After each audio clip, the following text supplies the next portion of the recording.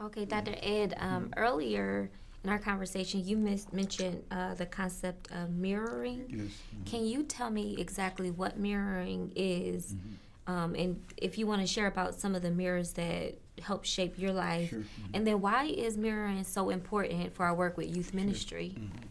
Well, the concept of mirroring is that there are people who come into your life who see something in you, or you see something in them that helps you to really see who you are and who you could be.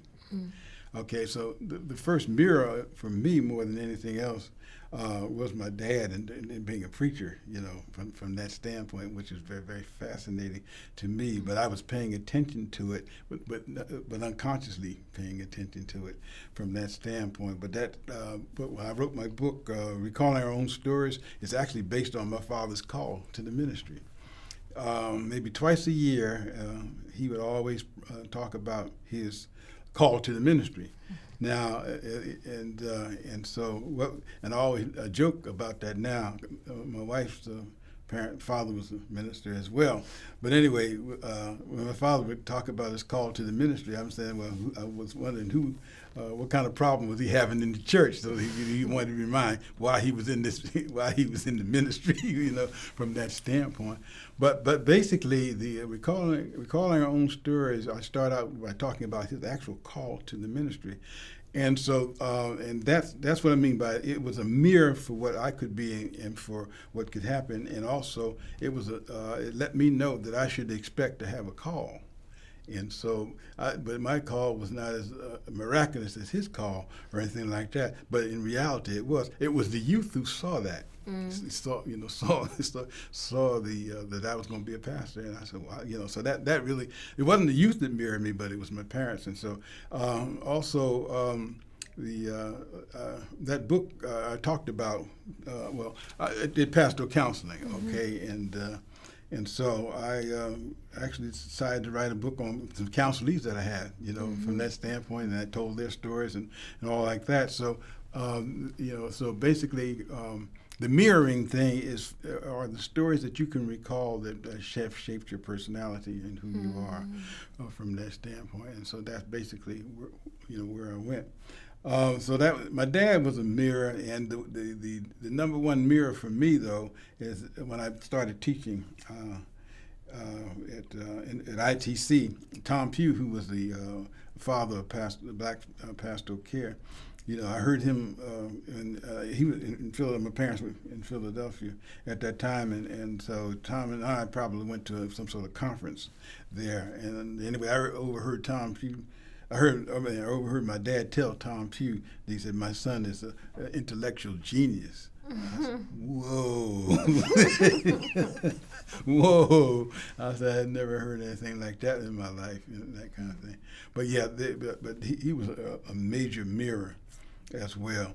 Another mirror as well from my dad, and Ann will tell you today. But have you ever seen me in my apron?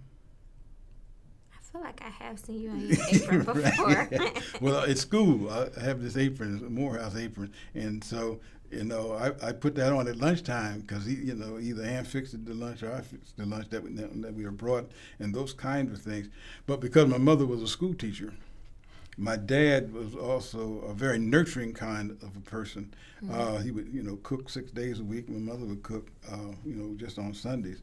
From that standpoint, that's very good though. Because she can. My dad was a good cook, but not as good cook as she was from that standpoint.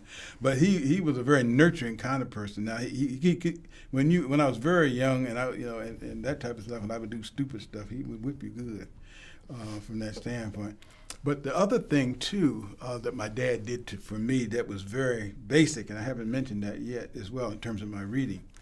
One day he said, "Son, come here," and I thought maybe he was going to whip me, because I was about 12 or 13. And I also noticed that at 12 or 13, that's when he stopped whipping me. But I was a little bigger than he was at that time. So I don't know if he decided he did it because I was too big, or whether I was mature enough now that he didn't need to do it anymore. I don't know but I was bigger than he, size-wise.